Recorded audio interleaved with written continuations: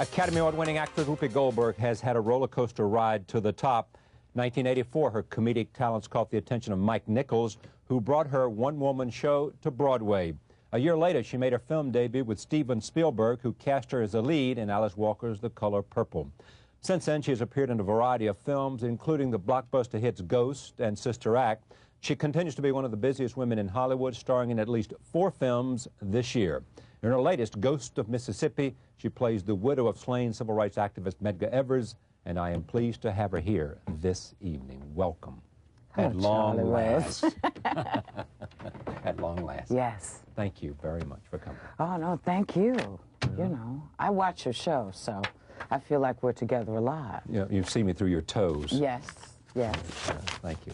Let me talk about this movie first, because Rob Bryan has been on the program talking about you and why you were right. I mean, because Medgar Evers is a civil rights hero, and Myrlie Evers is a civil rights hero. And we know her, and she's alive and well at the NAACP, and her presence is felt. And he needed someone with authority and other things. Tell me about you making this decision, coming to this role, and playing someone over a span of time who is alive and well today and who's well known to people, especially of color. Well, you know, it's funny because I knew, a friend of mine is one of the producers whose name is Fred Zolo, and Fred has been talking about this, doing this for a long time, and we keep saying, well, we should do something together, and so they decided they were going to do this, and I said, well, I'd like to try that, you know, I think I could do that. Not realizing what an adult one would have to be, you know, because I'm kind of loosey-goosey, you know, I wear my thing, I do my thing, that Whoopi thing, but this required me to sort of park all of that and become this tremendously strong, very, very driven woman. And it was so sort of different from, I guess, my journey that I was a little bit thrown by it. Different from your journey, how? Well, I think Myrlie Evers became the Myrlie Evers we know through how to get through what happened to her, through trauma. You know, this evolved from gas, you know. Whoopi Goldberg came at it just like gases, you know, so it's... You mean it's sort of certain things came together and came together and created sound and movement and so to step into someone's shoes who has had to make a conscious effort to keep this flame burning, you know, for 30 years. I mean, that this was her ultimate goal, was to get Byron D. LeBeckwith convicted and in jail. Yes, and it didn't matter to her how long it took, you know, and that she was able to find an ally sort of in the bed of it all is kind of amazing. We're going to catch a lot of hell for this movie. What kind of hell? Well, we're going to catch the kind of hell that says, you know, this is a movie that should have been about Medgar Evers, or it should have been this. But that's not what the movie's about. I think she feels a little bit of that it should have been more of Medgar's story than the story to catch Byron D. LeBeckwith. Well, I think that, you know, we all knew what the story was when we signed on for it. And this is the story of the trial and the man who tried the case, you know. And if we want movies about Medgar Evers, then we have to focus on getting those done. I think the better way to always go through that, because after all, the film business is a money-making business. As you well know. Is absolutely. So we have to hope that financially the support is there for this movie, so that people who make movies and make those decisions will say, oh, well, this did okay. Let's see if we can take it a step further, you know. But it's, unless you're in the business, you know, and in the muck and mire of it, you don't really understand that, you know, for the most part, they don't want to make movies about Black history. They just don't. You know, and you have to know that in order to be able to say it. Now, as here's the cavalierly. question. Is it because, why don't they want to make They don't want to make movies about black history because they think the public doesn't want to go see movies about black history, A, or B, some other reason that I don't understand. Well, I think the majority of the people who make movies don't know much about black history. So have no experience. Have no experience. And it's kind of funny because this country is a country that will go and see movies about other people's history. I mean, that's, you know, why we went to see Schindler's List, and why Shine is doing brilliantly, and movies about the European sort of culture. But when you start to talk about American history, which is what black history in this country is, it's American history. Number one, most people don't know it, because it's not something that was in the history books. I mean, I grew up not knowing a whole lot of stuff, you know. Let me come at you with these things. Okay. Roots was a huge success. On television. On television. Yes. Tuskegee Airmen was a huge success. HBO. On television. Right. But why couldn't Roots have been made for the big screen? Why wasn't Tuskegee made for the big screen? Well, 14 hours might be one reason, or whatever it was in the beginning. You know. But they took a long time to tell the story, and that's where television comes in. But I mean, Yes. but let me test the thesis, because I think if we can explore this, maybe there's something to be said. In terms of why why these executives don't think it, if they don't, that there's an audience out there, because Roots proves there's an audience out there. You prove there's an audience out there. Denzel proves there's an audience out there. Michael Jordan and Michael Jackson prove there's an audience out there, right? I think so. I do too. I think so. I mean, I think the biggest thing, one of the great injustices, is that that the black African American consumer, which spends a lot of money buying entertainment product, buying Pepsi and Coke and all those things that sell a lot, that somehow the African American entrepreneurial experience has not shared enough in the creation of those products, because African Americans buy so many of those products. You know what I mean? Well, there's not enough of that. It's also, though, you know, it's also, where is the audience? Are we just making movies for specific types of people? You know, I always say that you have to put the information out there, and you have to continue to put it out. So people then start to, it becomes part of their breathing. Like there are 8,500 movies, you know, about Abraham Lincoln. You know, there are 8,500 movies about the man. You have to give people lots of information. You have to give it to them on television. You have to give it to them in the movies. But even the television, I mean, you look at the top 10 shows, there are no real representations of other types of people. Forget just black folks. There's just no, you know, there are no Asian friends. You know, there's no Asian people on Seinfeld. But I come back to my point. Well, on Seinfeld, that's an interesting question. Why Seinfeld doesn't introduce an Asian character? That's a whole other thing. Or a black There's nothing character. to lose Or there. a Spanish character. I mean, nothing you to know, lose. and it's happening in New York. This is supposed to be a New York-based thing. So part of it has to do with our own scope within the business, and our scope as consumers, as American consumers outside of the business. Because we're very supportive of the cinema. We're very supportive and very of the supportive cinema. of television. Yes.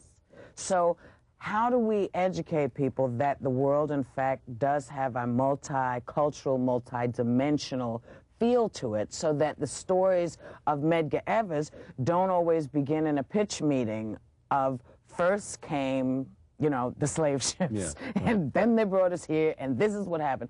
Because really, Medgar's story is an incredible one, because before the media, he was there. He was doing it. Well, he was there before the students were there, before everybody else was there. He was out there, you know. And NAACP field officer. You know, so I say all of that to say that I'm really glad Rob Reiner said yes to making this movie, because it might not have gotten made. You know, it might not have happened. And it might lead the way to next time, if the audience develops for this, to take it a little further. But do you think, back to my question, it is because because also all of a sudden we have a lot of women in power in Hollywood, more so than we've had before. I think. Do you think it's because executives don't have a sense of the history, don't have the experience of the history, don't listen, associate with African Americans, and therefore have no appreciation of the richness of the life and the experience, and no sense that there's a box office for that story? Well, I don't know. I don't know what the answer to that is. I know that a lot of it has to do with myopic experience. Right. You know, my experience, because I grew up in Manhattan, is that we're all like New Yorkers. Before we're black, white, anything else, we're from New York, and then there's everywhere else. Yeah, right. You know, but if you don't come from that sort of environment, then black people or Spanish people or poor white people or, you know, recently landed European immigrants are alien to you, you know. Black folks are the only immigrant population in the history of the country that didn't come because they wanted to. Of their will. You know, right. And came as sort of owned baggage. As chattel.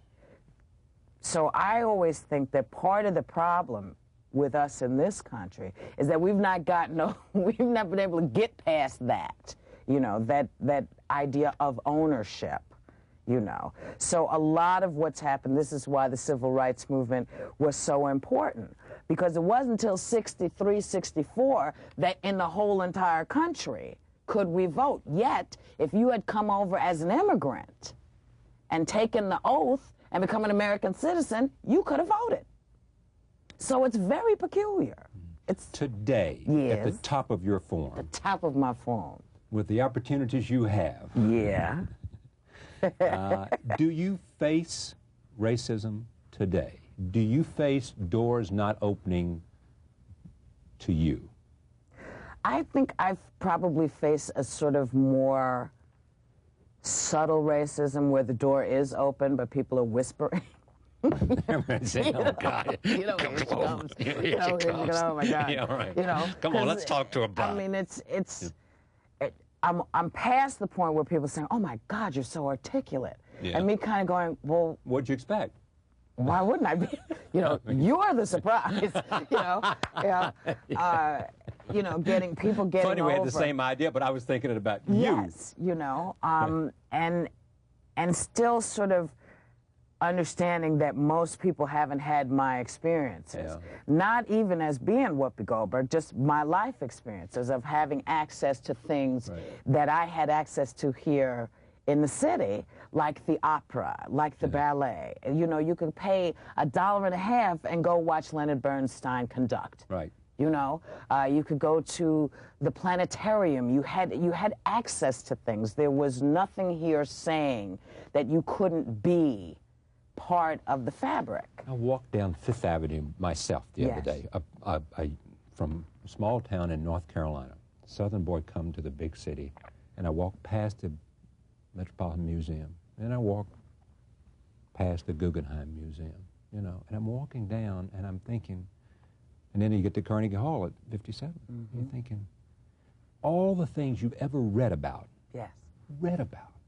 a Rembrandt is sitting in that building over there, and you know, and Picasso's over here, and Zubin Mehta, and Toscanini, and great conductors have played here, you know, and so have icons of present-day music. Yes. You know, I mean, it all comes through here, accessible in some cases. Now, Broadway's a problem in terms of accessibility because of prices, as you know. Yes. And the people of Rent ought to be congratulated because they reserve a certain number of seats for people to come in, you know, and see.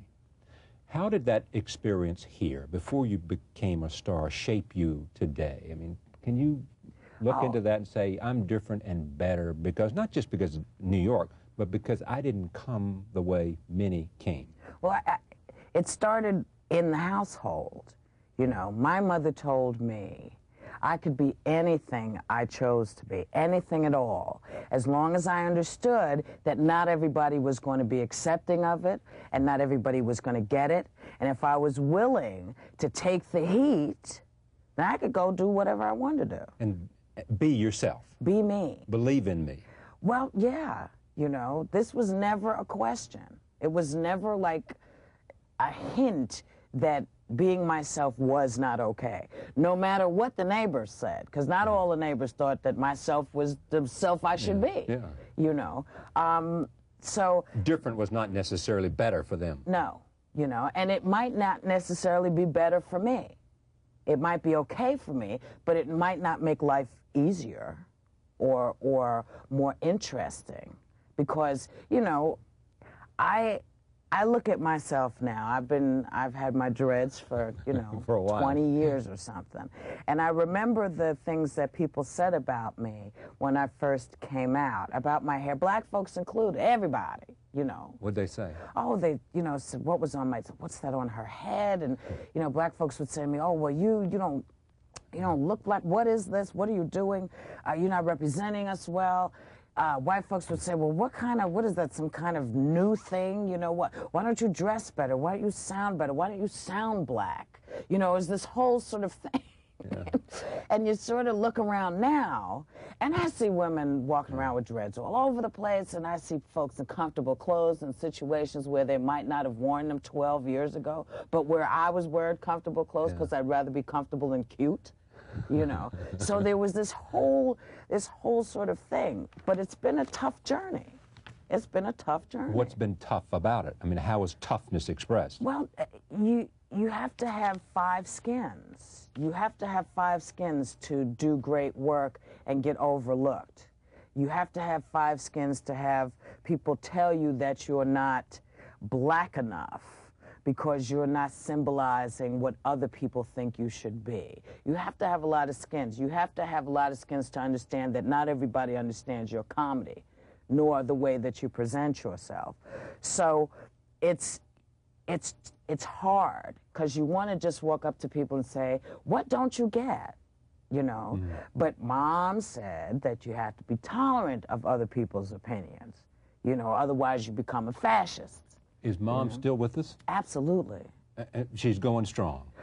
Yeah. Yeah, and she gets a lion's share of the credit because to me, she gets all the credit. She gets all the credit. Yeah, because she set me on the path that told me what was going to happen if I chose to be me. What made her so smart?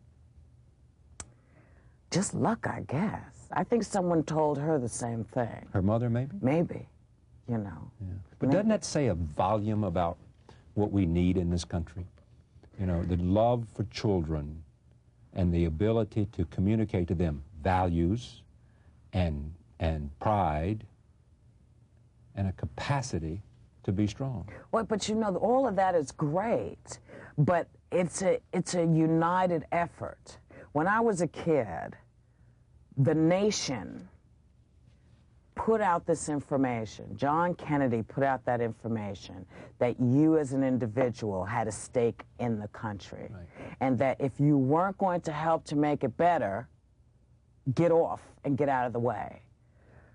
People took that to heart, because here was this young guy, you know, who was a minority, because he was Irish Catholic, and people thought, oh, he's going to be plugged into the Vatican, you know. I mean, he's going to take his instructions from the Pope. Yeah, from the Pope. I mean, you know, this is not that long ago, you know.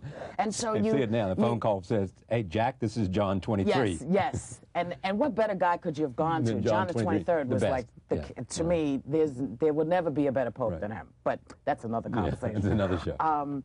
Popes we like. Popes we like, and popes we don't. We have some of those too, don't we? Yeah. Maybe close by? Very close, very close, you know. Back to Jack Kennedy, though. Back to John Kennedy. Before we both get into big trouble.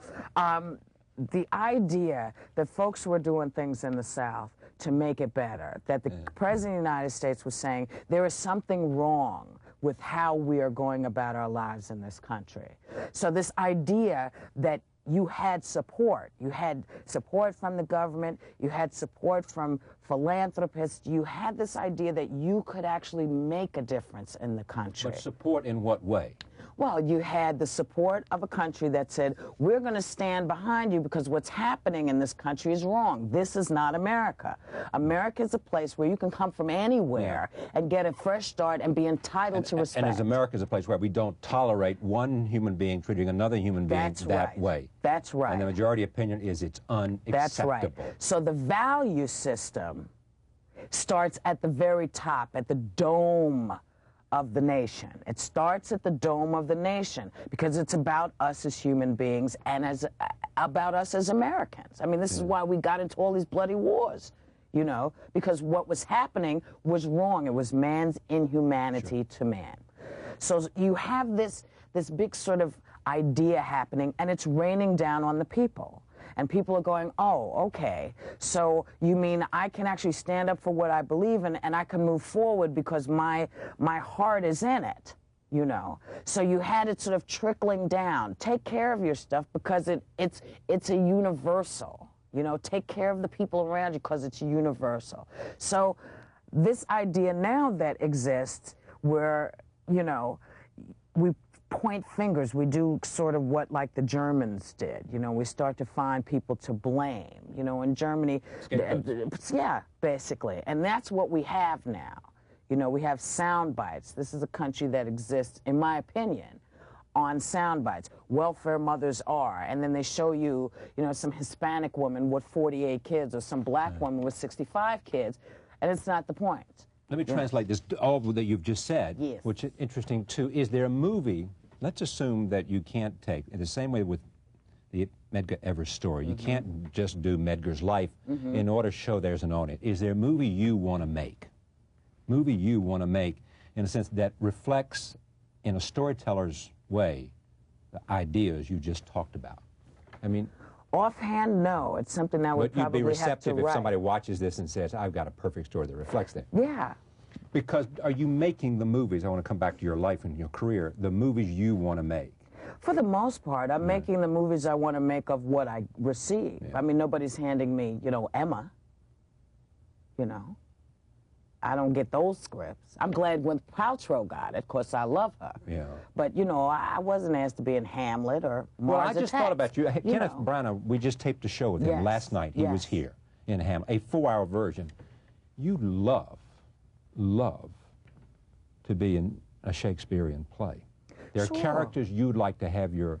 Yeah, there are characters I intend to play. And why aren't you playing them? Because I've been making all these movies, Charlie, bro. And I've been working on a movie. I'm going into the theater in February. Yeah, what are you doing at the theater in February? I'm taking over for Nathan Lane. And that's funny right. thing happened on the way to the forum. Explain that to me. What do you want to know? It was not, see, it shows you how uncreative I am. It would not have been my first thought if they said, Nathan is out of here. Right. Who do we get to replace him? I would not have said, Whoopi. Well, see, this is the interesting thing about actors. Yeah. There are hundreds of people who could do what I'm about to do. Okay, before we start, tell them what Nathan is playing, and a funny thing happened on the way before. Nathan is playing a slave. Right. Who wants his freedom and has bugged his master every day about his freedom. And he makes a deal with his master that if he can get this girl who lives in the whorehouse, basically, the courtesan home, and get her for him, that his master will give him his freedom. And in order to get to her, he has to figure out who it is because nobody knows who she is. She's only been seen through the window. So I am now playing this slave who makes this deal with my master to say, if I can get this girl for you, you're going to free me.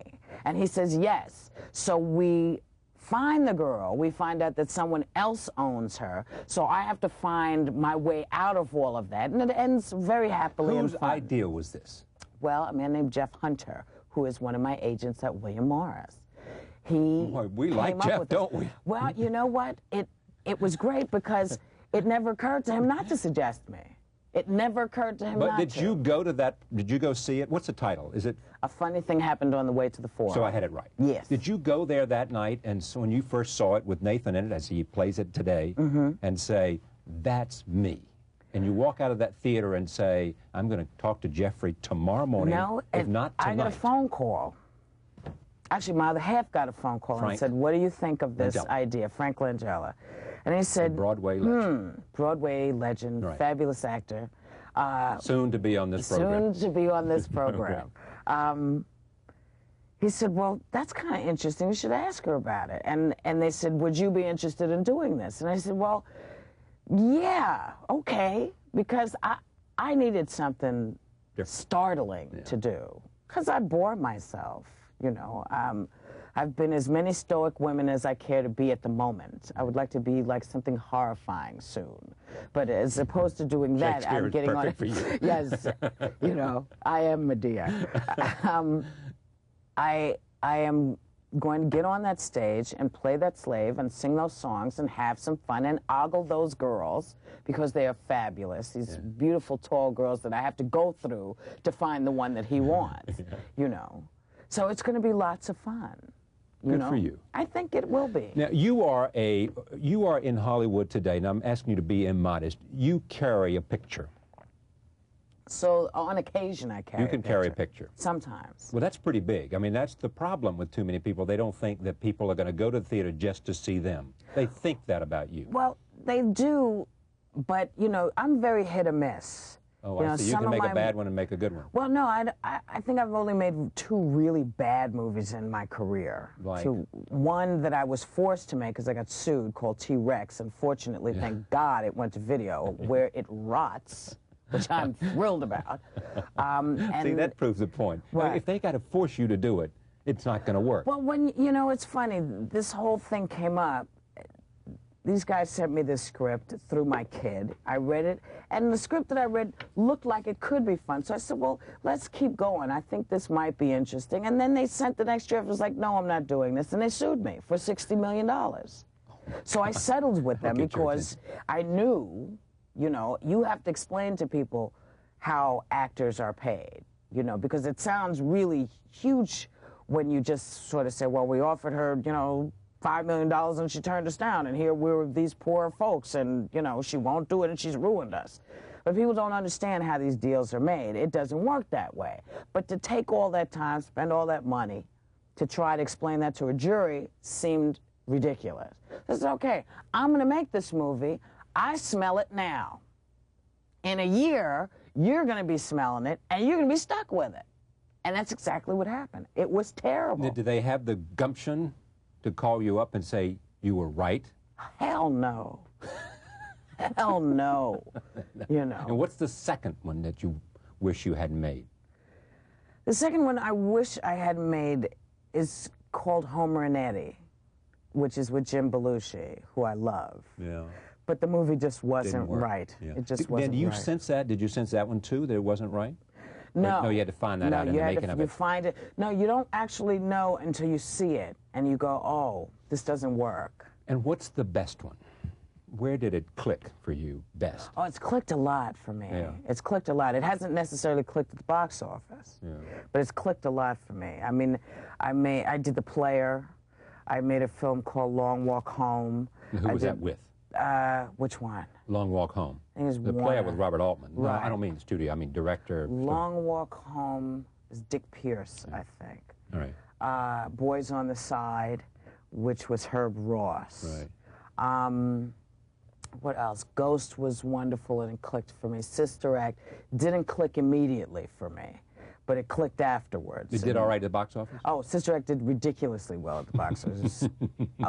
You get floored by stuff that you know, that works and gets you a lot of attention. And then stuff like you're pouring your heart out, you know, there for a hot second and goes away.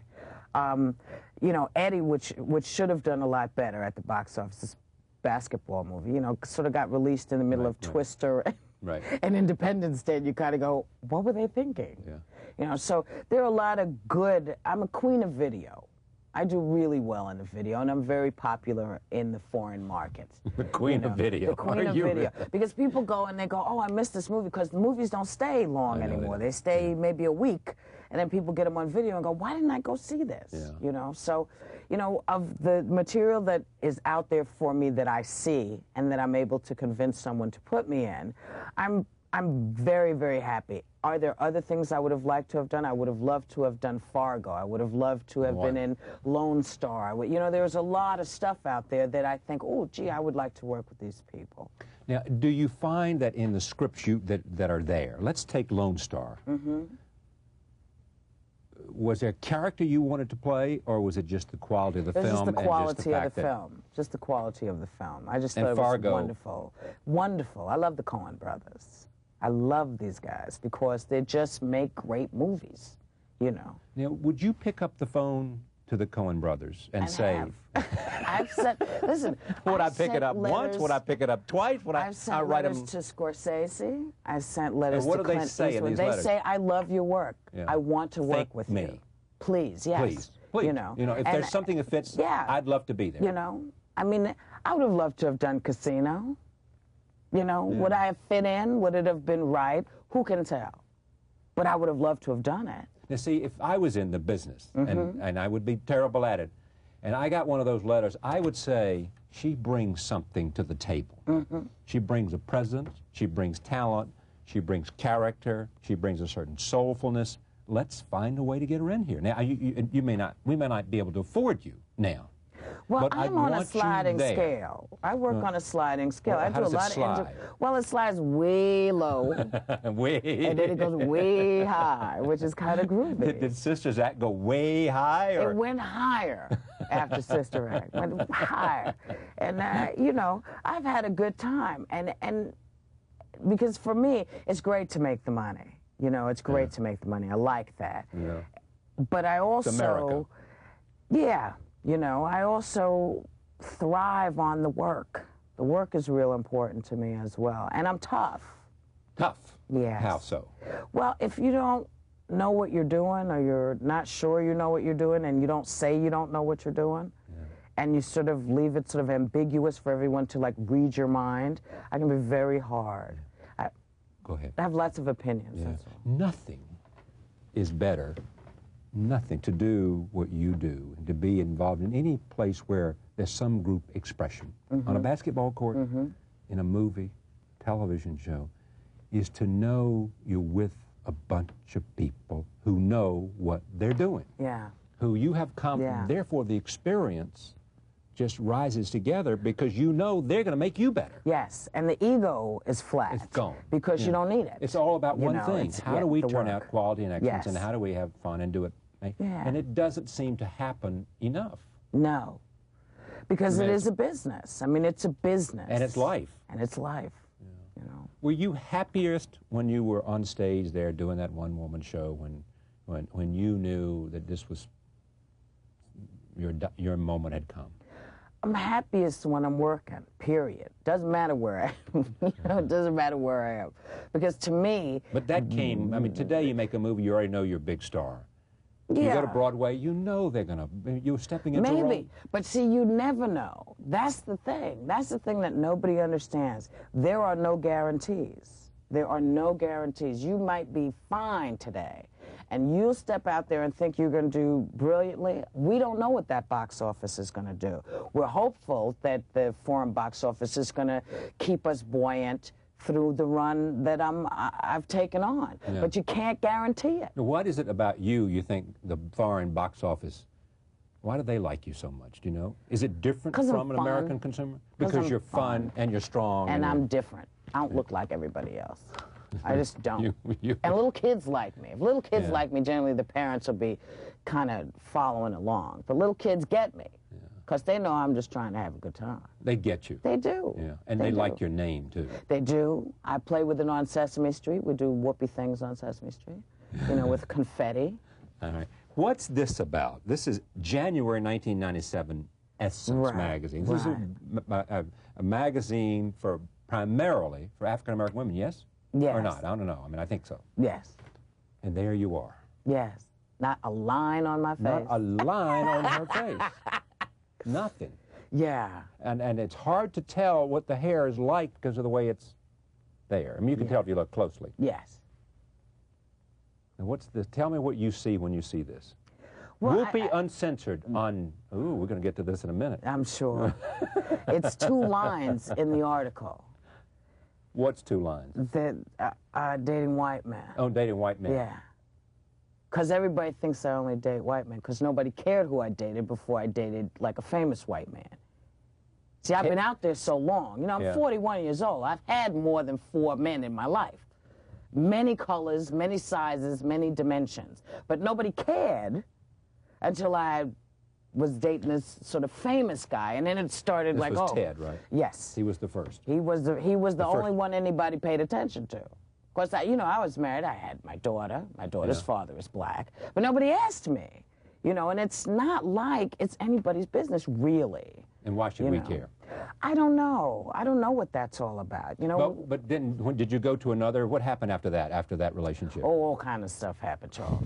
I dated many people. I had lots of boyfriends and nobody paid attention. Because it doesn't sell magazines to say the multicultural dater. Yeah, right. It wouldn't be there. That wouldn't be. On dating multiculturally, it wouldn't have the same ring. No, it doesn't have the same ring. And so it's sensational. It's sensational. You know, it's meant to sort of startle people, as is sort of the article. And your answer to all of that is I don't see no color, I just follow where my heart takes me? Yeah, you know.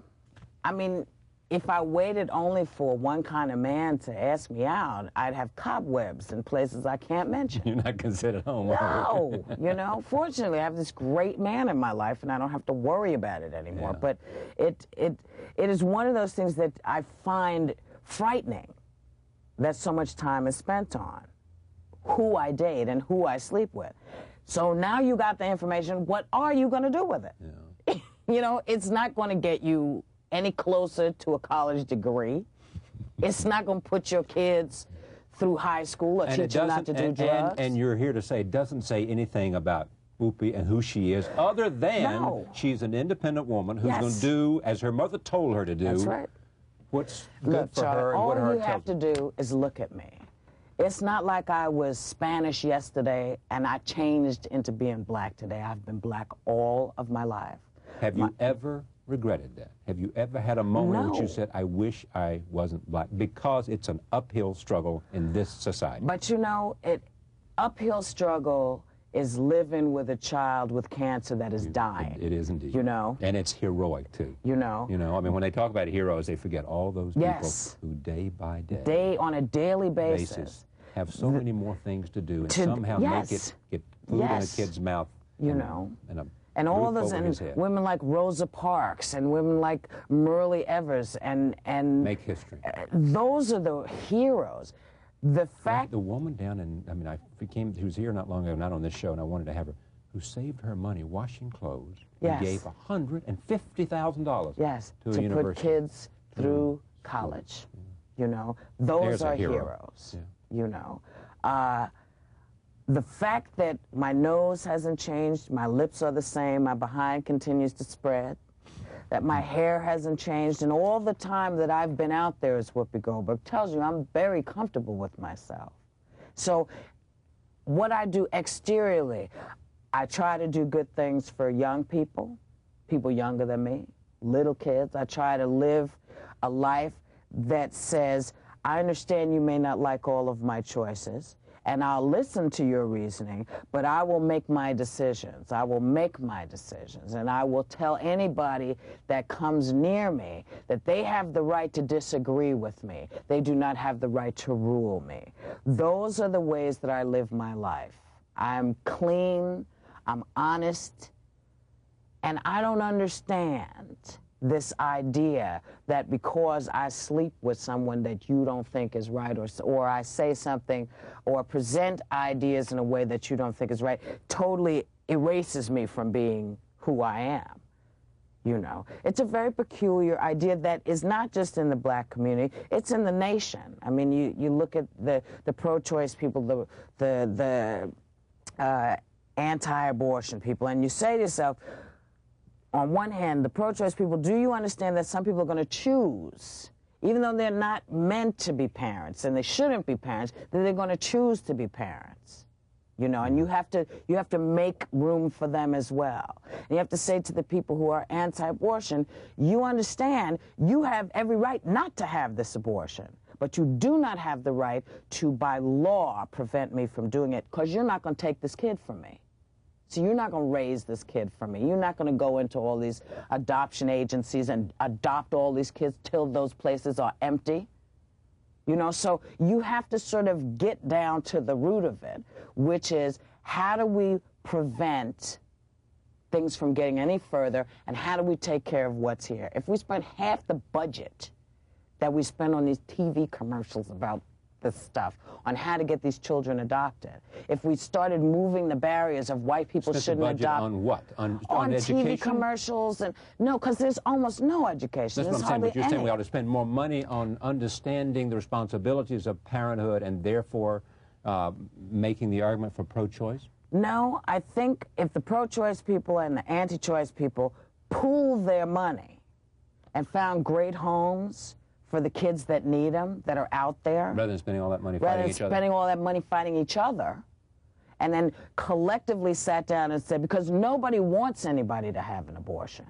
It's a terrible experience. So what can we do to sort of minimalize it? Mm-hmm. If we could focus to really make the programs work and explain to people ways that we could avoid it, I think it would be a much happier world. Let me just come back to this thing only one second, because, and come back, I'll do a talk abortion too. It says, and the black flag. Yes. Did you get flack from within the black community about your private life? Oh, I've gotten flack from the black community about everything. What is it, like what? Well, you know, this Friars Club thing put people over the edge. That's on Ted Candid, I forgot. No, here's what happened. Are you familiar with the Friars Club? Yeah, sure. Okay. You know, generally, they don't let much information out about it because they are just so raunchy. Right. That people would freak out, as they did.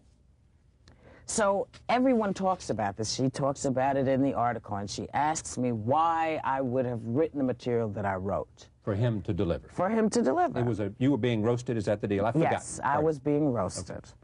And my explanation was, I utilize certain pieces of information, to me, as humor, because it's important to diffuse it as soon as you get it, like racist mail and racist things and the N-word, which everybody refers to as the N-word. And I'm going to use this word first up here, because it's a word we're going to hear a lot of at this Friars Roast, because that's what we do. Okay, that's what the Friars Roast is comics roasting other comics or other people. So they talk about your mother, they talk about your sex life, they talk about your toenails and your body odor, they talk about the sheep that you've had. It's raw, you know, it's raw. Now, mind you, when Eddie Murphy did it, or when Richard Pryor did it, it was fine. Right. But somehow, as is said in a smaller article in here about me, when I did it, it was just awful. People, I'm still getting mail. Was it awful because he did it rather than because you did it? No, it was awful because they felt I wrote it and allowed him to do it. Right. But again, you can't explain to people. Blackface, did he? And I put him in blackface. Right. We did it as a minstrel show, you know. And people do not wish to hear what the Friars Club is about. This is not like I went to the NAACP dinner and did this. I didn't do it on NBC. I didn't do it on ABC. We did it in the privacy of the Friars Club. You know? I'm a comic, and I take down everybody, including myself, which is what I did. And as he was the host, I gave him all the choice material on me so that anybody else who had it written down said, oh, she already covered this. Right. But you can't explain it to anybody because people are stopped by that word. That word doesn't mean anything to me because I've never been one. So I can say nigga, nigga, nigga, nigga, nigga, nigga, nigga. You could say nigga to me 150,000 times. You're not going to get a reaction. You call me stupid, I'll rip your trachea out. Because that's a nasty word to me, stupid and dumb, you know. Those are words, those are fighting words to me. So diffusing it, for me, started with saying, okay, let's get this out the way, because we're going to hear this word tonight. We're going to hear it from other white people. We're going to hear it from other people who are roasting me. So we are doing it first. I am doing it first. Child, they didn't want to hear that. They were like, you degraded us and you did this to us. And I'm thinking to myself, you weren't there. You're not a friar. You're not a comic. You know, so I took a lot of heat. Well, I had to fix my chin to say that. You took a lot of heat. Took a lot of heat. Did you make a list and count it twice in terms of who came down on my side and who? No, who it didn't just give sort of me was, a break, who didn't give me any slack on this? No, because, you know, I'm used to it. It's not new. You know, we got a lot of heat for Color Purple saying we misrepresented black men, Right. and I wasn't, you know, I wasn't representing black women right. I've gotten a lot of heat about my hair. I've gotten a lot of heat about who I date. I've gotten a lot of heat because I don't look right. You know, shoot. Shoot, You know? I don't care. Shoot, I've been there, so it doesn't matter. It's just like, it's you just know, rain on my raincoat. basically. It took a long time for it to become rain on my raincoat because I didn't understand it, you know. So I thought, well, wait a minute. I'm doing my thing. What's the problem? This is what I do. You let them do it. Why can't I do it? Did it make things difficult in the relationship? The relationship was over, which is kind of funny, before we did the Friars Club. So he was doing me a favor. Yeah. You see, and it was very sad because I feel like I got him into a S-load of trouble just outside of him because of people thinking that that was him talking and thinking those things, not realizing what the Friars Club was. So it just sort of put a kibosh on our friendship. On your friendship? Mm-hmm. So, and has never been repaired? No, it's not, and it won't be. So that's just one of those things you have to go, I'm sorry that happened for you. I'm not sorry the incident happened. I'm sorry that I wasn't smart enough to see that, you know, they were going to open it up to the general public and you were going to eat it on this one. That you would take one on this one? Yeah, that was not my intention. But did he not forgive you? I never asked him. Doesn't matter. Do you do stand-up anymore? On Would you go out occasion. and do something just because On you occasion. want to feel what it was like again one more time? Well, I did Carnegie Hall recently, which I just kind of toss out like, Yeah, right. you know. My stand-up has a real hard edge to it at the moment because the humor is not as prevalent as I would like it to be because there's a lot of stuff that's... There's more satire, more just No, more it's just harder. hard. It's just hard, you know. And Hard like, is... hard is like ain't funny. Ain't funny. More riveting, more slicing, more Not funny. not funny. Yeah. You know, and you can't... Is that because of where you are, because of anger you feel, or just because... Yeah, it's because of anger, and it's because it seems to me that common sense has taken a left turn. But is it about in the our national world. political The place? national political and having the to do with world's- abortion and all the other things you're talking about, and feminism and all that other stuff? Well- Plus black-white things, plus... No, less black-white things, but just attitudes. The world's attitudes are bugging me. The Pope is bugging me, you know, a lot. Because if you subscribe to the Catholic way of thinking, and there are a lot of Catholics out there, I went to Catholic school, then there are certain attitudes that you cannot put on your followers. You know, if Jesus Christ says, you can come to my Father and say whatever you have to say, and he will take you in, and you can't do anything bad because my Father is a forgiving Father, then you can't have some guy who is supposed to be the entryway to that, saying to gay folks, you're not acceptable in the church, or saying to people who have had abortions, you're out of here. You know, you can't do that because that's not the fundamental thing that Catholicism is about. You can't make God this mean-spirited. He's just not. It's not. Look, I'm here. You know, this is a great humorous gesture on God's part. My God is a loving God. It's a loving God, you know, so that this wonderful man, you know, who's fought this communist battle for so long can be so blind to the needs of the people who need him appalls me. And I can just hear the phone ringing. I can too, and I tell you what You he's know? going to say when he calls you. He's going to say, it's in the church doctrine. But the church doctrine is man-made. And those in things contrast which to you... man and female, man and woman, or in contrast to God? God. Right. Because God's pretty clear. Do unto others as you want them to do unto you. That's everywhere. The Every golden religion rule. has this, Right. you know, in some word. Don't treat people with disrespect because I'm a God who wants people. And the more you're able to understand and be forgiving, the better the world is going to be. But if the man that I've put in charge is telling you you're not forgiven, something's wrong. You know, John the 23rd, very hip. He said, look, we got to talk to people.